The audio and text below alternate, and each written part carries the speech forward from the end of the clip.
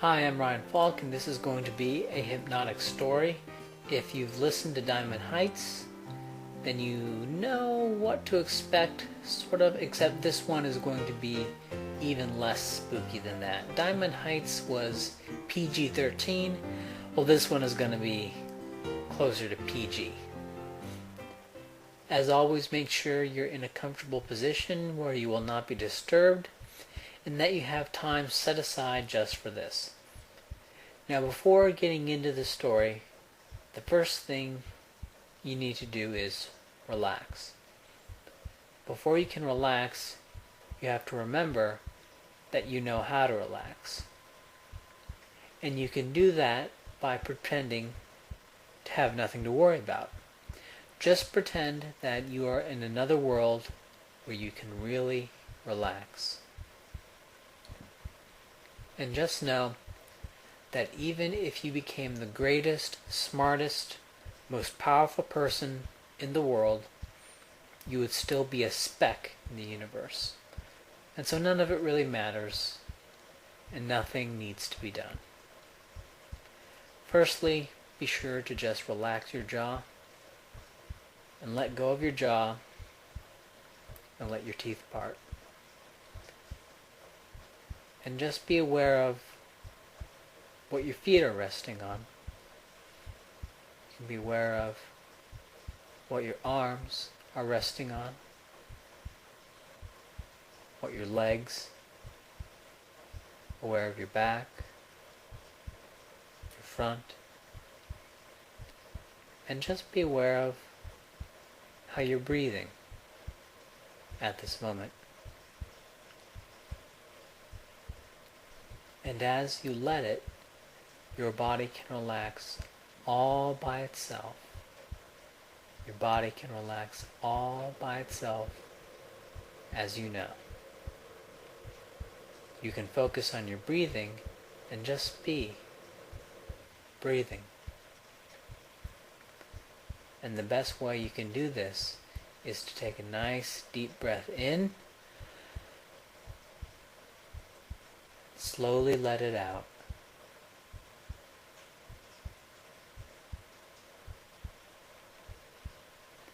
Again, breathe in, let it out.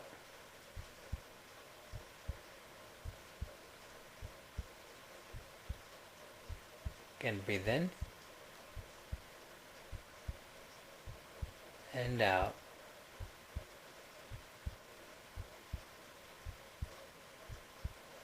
Breathe in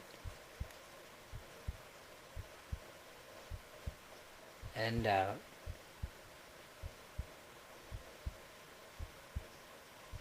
One more time. Breathe in and just let it out.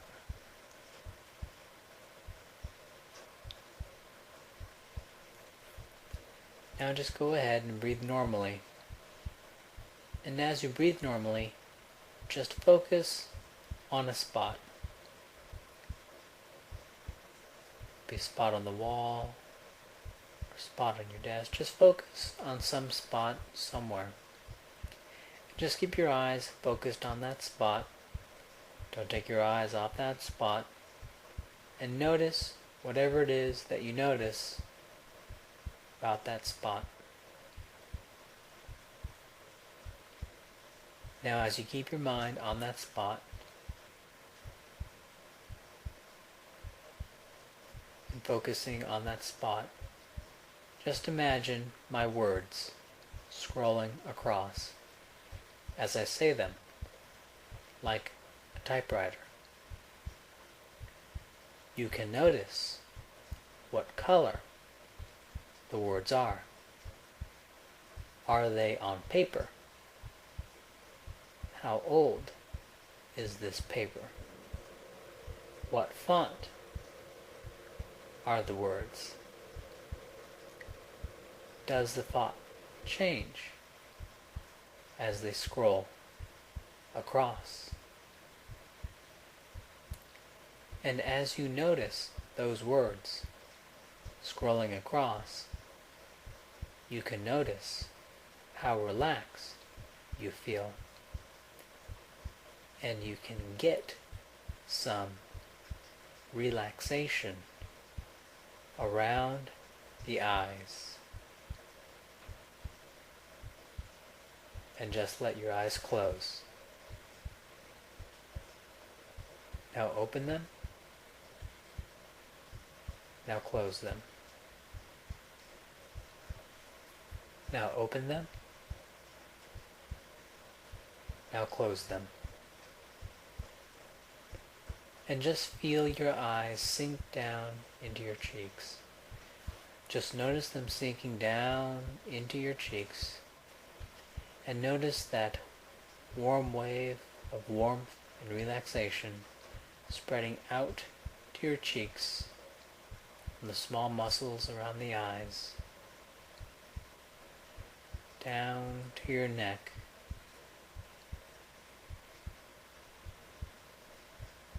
and down your neck to your shoulders, and down your arms. And you can notice your right arm getting heavy, and however heavy it becomes, just know that you can scratch any itch that you have, and when you put your arm back, it can be just as relaxed and heavy as before you scratched. And you can notice your right arm becoming heavy, your right arm becoming heavy. Your right arm is becoming so heavy now, so heavy now, so heavy. And you can feel it sinking deeper and deeper, becoming heavier and deeper, heavier and deeper. It's become so heavy that it's too heavy to lift. So heavy now that it's too heavy to lift. It's too heavy to lift, so you can just stop trying. You can just let it relax and sink deeper. And you can notice your left arm becoming heavy, your left arm becoming heavy, your left arm is becoming so heavy now, so heavy, and you can feel it sinking deeper and deeper, becoming heavier and deeper, heavier and deeper. It's becoming so heavy that it's too heavy to lift. It's so heavy now that it's too heavy to lift. It's too heavy to lift, so you can just stop trying. You can just stop trying and just let it sink deeper and deeper. And in this state, you can just drift down and down, deeper down, drifting down, deeper down, drifting down, deeper down, drifting down, into the grass, into the field, into the grass, into the field. And you know what it's like to be in a field with tall grass. You know what it smells like.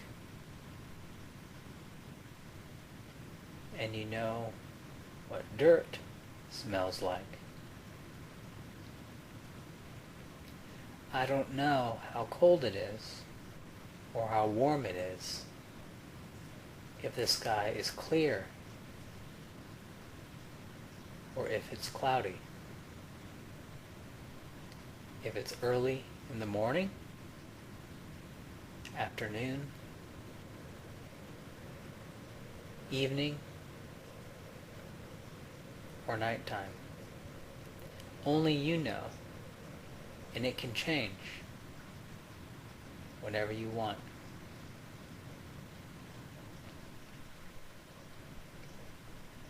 I don't know if you're wearing shoes or if you're barefoot. what other clothes that you're wearing. And I hope nothing gets caught on anything in the grass, and that they don't get wet from being in the grass.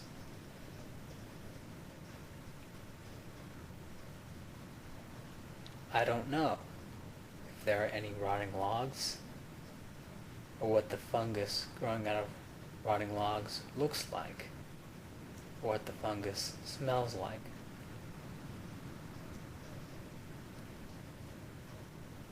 But you can know. And the weather or time of day can be however you like, and it can change however you like.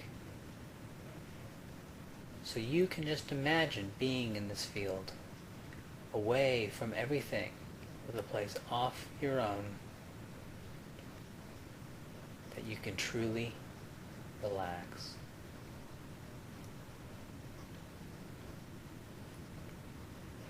Now in the field, somewhere, I don't know where it is, you can see a tower.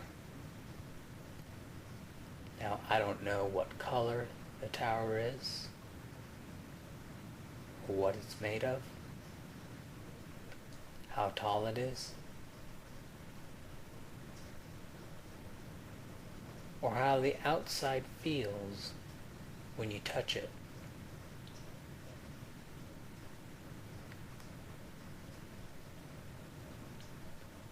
How tall it seems when you look up from the base.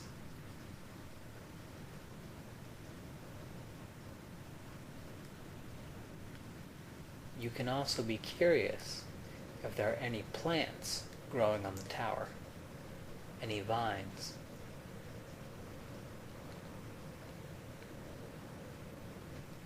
There is a door that goes into this tower, and you can imagine what the door looks like, how tall it is, how you open it, what it feels like touching it. And you can be curious of what it would be like to open the door. But before you do, you can see a small worm on the ground.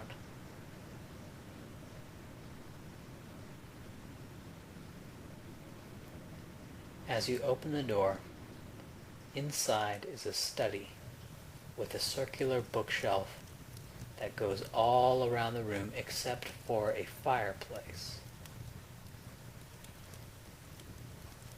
In the room is a bar stool and an empty tray, one that you would put TV dinners on. You can notice what the fireplace looks like.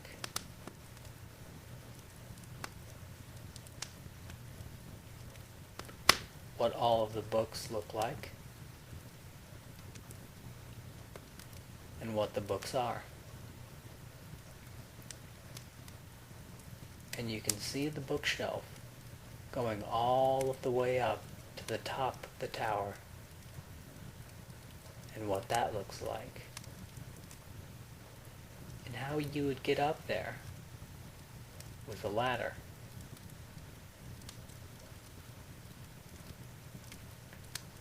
Is there an encyclopedia? What years are these books from? What is on the floor?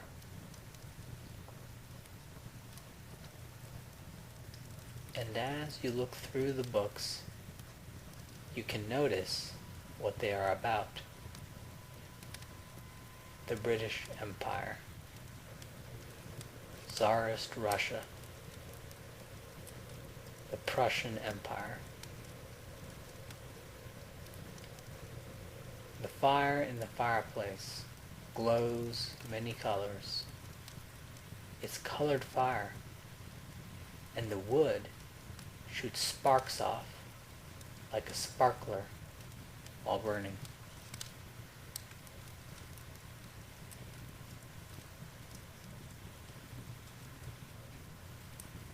And And you can see on top of this fireplace, this colorful fireplace, on top is a statue of an evil head as it scowls at you.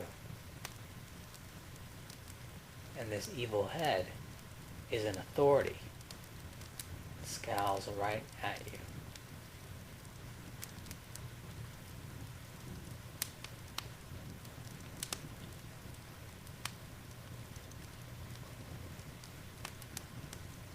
Back in the middle of the room, by that stand, in that comfy chair, is a book.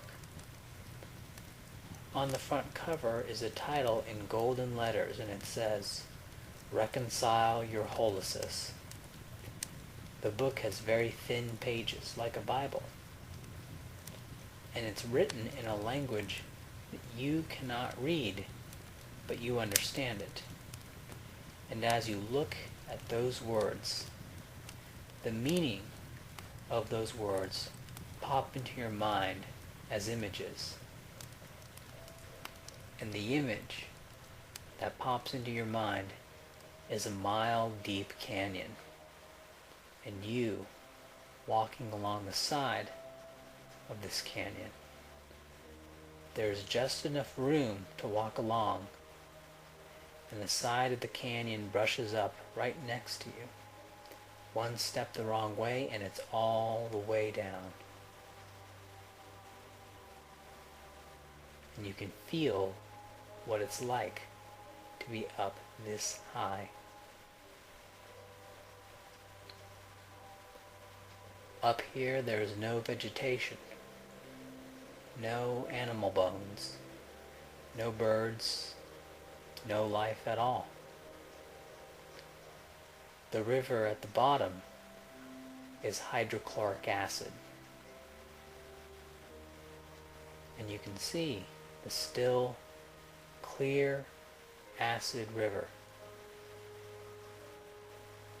In this river wades the wicker man. His wicker body is made of viruses, not cells, like you. And from where you are, you can see the wicker man very clearly.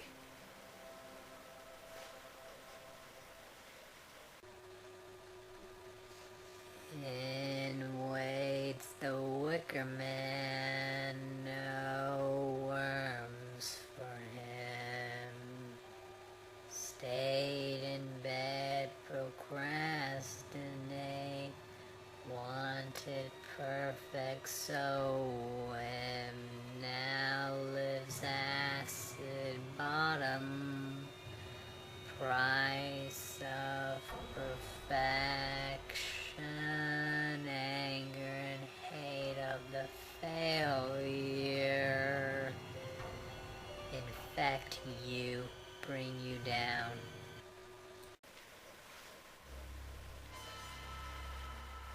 The wicker man looks up at you and he smiles.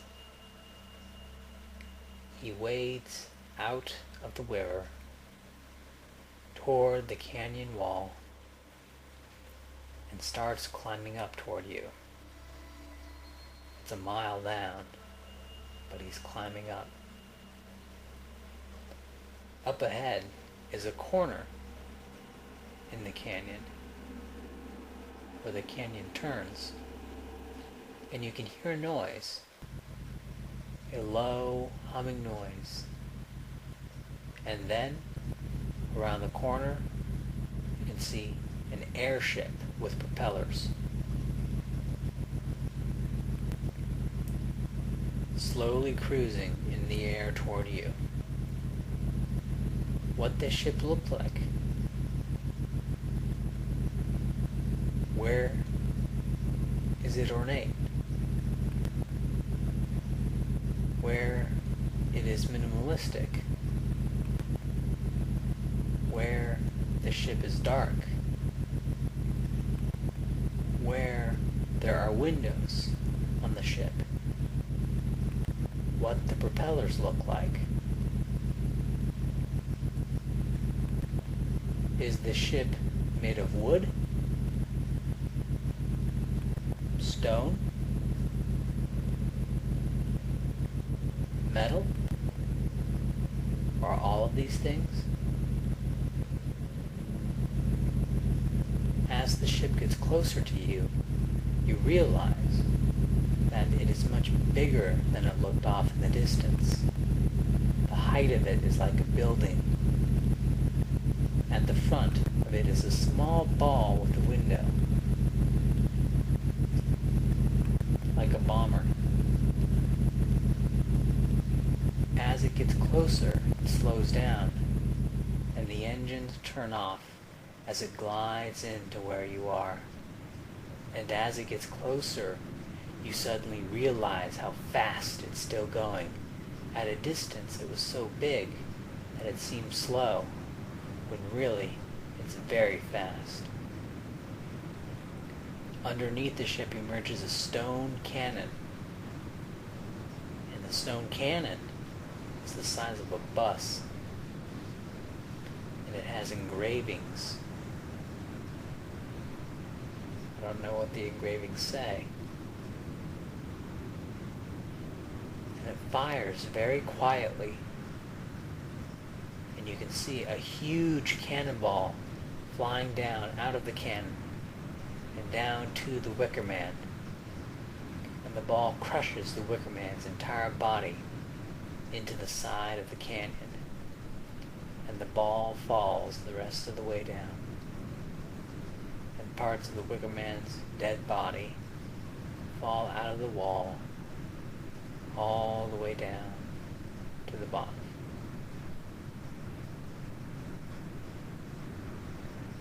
This ship is able to stop right next to you, and you see a hatch open up. And this hatch extends a wooden platform, a wooden ramp, with rope sidings all the way down to you. And as you walk up the wooden ramp, holding onto the rope, you can see all the way down the canyon below as you hold on to the rope while walking up the ramp.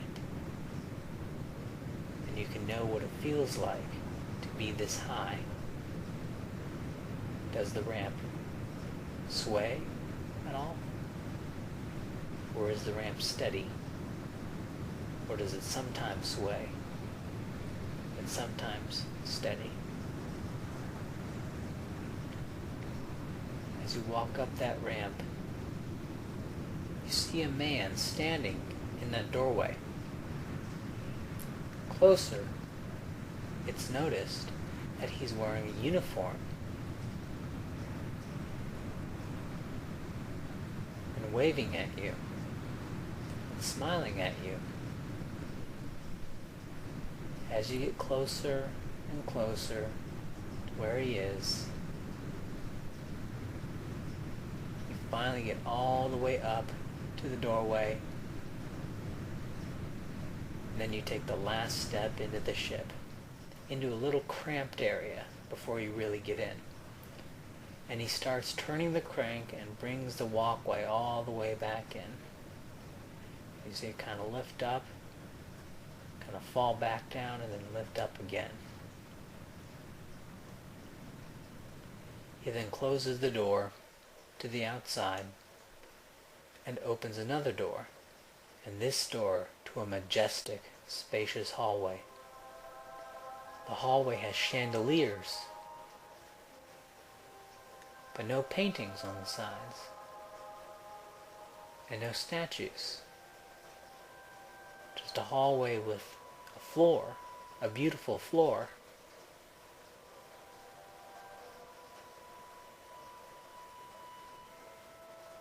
Ornate all the way along.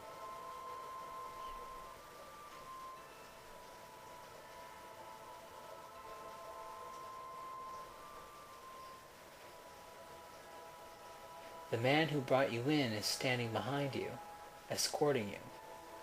Ask him anything as you look at his face. Ask him anything you wish. But all he does is smile. He does not speak. Some people hallucinate him speaking, but he does not speak. He looks in one direction, to a door at the end of the hallway.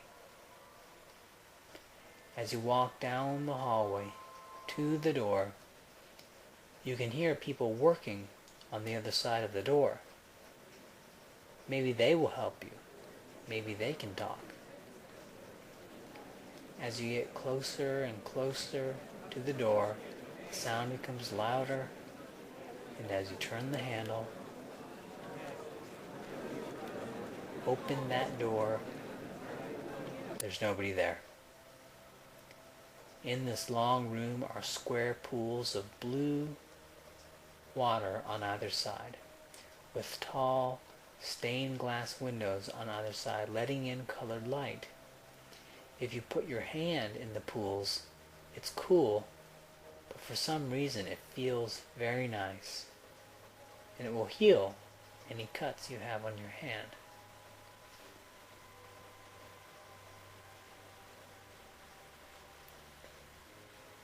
At the end of the hall is that same man who let you in, and without speaking, he conveys to you that the pools power the engines. You hear the engine turn on and the ship starts to move, and now that man conveys a question to you. Where's the pilot? The other end of the hall. Where's the pilot? Is there a pilot? Will the ship crash? And you can think about what it would be like to die and how sad it is for you to die right now. But like you have an assignment due today, but none of it's done, go to the end of the hall. And as you go, you can have the feeling of running, but then you trip and fall. You cannot get up. You cannot move. You can hardly move. You can hardly walk. And just feel the ship moving as you fall again. You're falling. Is the ship in balance? Is the ship moving around? Or are you just not being able to keep your balance? And as you look behind you, you can see the man standing there. He keeps his balance, so it's you. Right in front is a small staircase leading up to a door. And as you go up that staircase, open the door. Go up the staircase and open the door. You see a large platform inside with a large glass half-circle window like that of a bomber. Is this the pod you saw before? You can peer over that platform and you can see down through the window. And through this window you can see the acid below. And you can look up to see the sky. And on this platform are brass knobs and levers surrounded by this window. And in the middle of all of these brass levers and knobs is a brass steering column. And as you walk up to this brass steering column, you realize that you know how to work everything. You know exactly how much to move the column to steer. When you want to stop, you pull one lever, and you know which lever to pull. When you want to increase throttle, you pull another, and you know that one.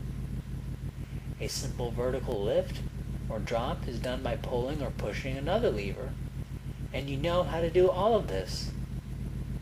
I don't know how you know, but you do. Wearing white gloves now, you expertly pilot this ship through the canyon, pushing and pulling the levers, how they click through the gears as you push them and pull them to navigate through the canyon. And you can pilot out of the canyon now. And you can pull the lever up to come out of the canyon. You no longer have to worry about this.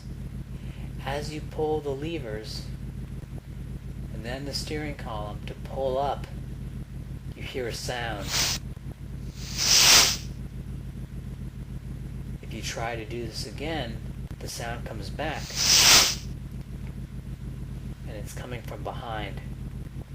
And as you look behind you and above the doorway is the statue of the evil head. And you look at the face, and it's just a statue. And like a statue, it appears that it's about to move. It can't be about to move, it's just a statue. But it's just a statue. And then it moves, it scowls and hisses at you.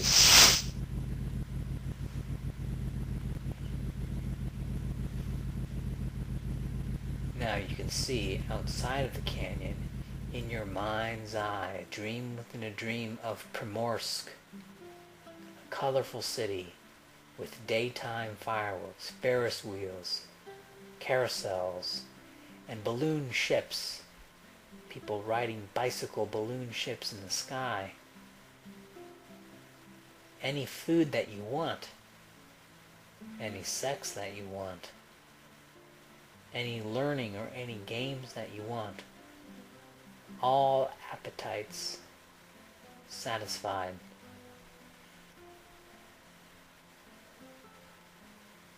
So you see the head. You know you have to dump it in the engine room. You have to get out of this canyon. And as you reach for the head, it stops moving, becomes a statue again. But it's changed its expression to shock and fear. Now lifeless. No longer alive, but an object that you hold. And while holding it, you can notice that inside the head are worms crawling around, slithering around. In an instant, you can find yourself in the room with the pools, and you throw the head into one of the pools, and when you do, you see the colorful fire with purple, blue, green, and all colors. And the sparks like a sparkler as that head gets disintegrated.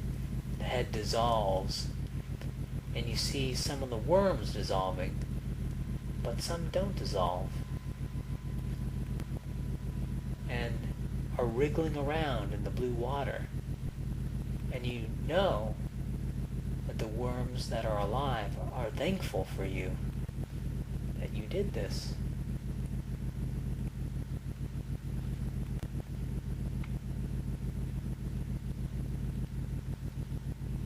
Now, back in the cockpit with some worms.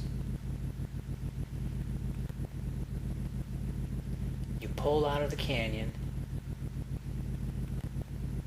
and going way up out of the canyon, out higher and higher out of the canyon, now above it all. But Primorsk is not there. Only an airstrip. And you find yourself in your airplane cockpit. Just your normal passenger airline cockpit that you're flying, and now you're flying and you're coming in and landing at Kansas City International Airport. And your plane comes into an approach and lands. And a moment after you land, you can find yourself at the terminal, and you let the worms get off, let the people get off to go to work. Outside is a food court, mostly with food that you like. We have various restaurants in this food court, this normal food court. There's a bookstore with some interesting books you'd like to read, and beautiful people who you can date if you're lucky and you're polite to them. And you can see the worm in the field underneath in the dirt, crawling through, turning the soil. See the field now soil beneath. The worm turns the soil, aerate, mineralize. The soil won't do its own. Plants deplete it, need some worms.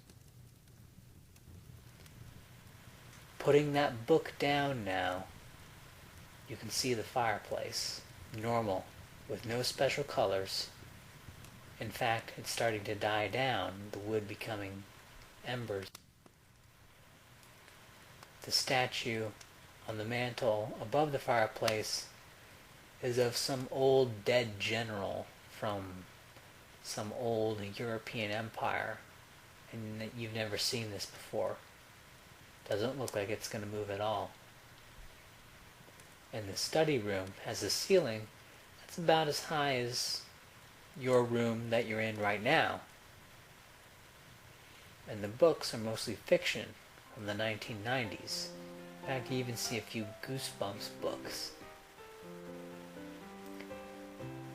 And you can sit here and you can reflect on what you've seen, and in your own time, you can wake up and come back to your real room where you are right now.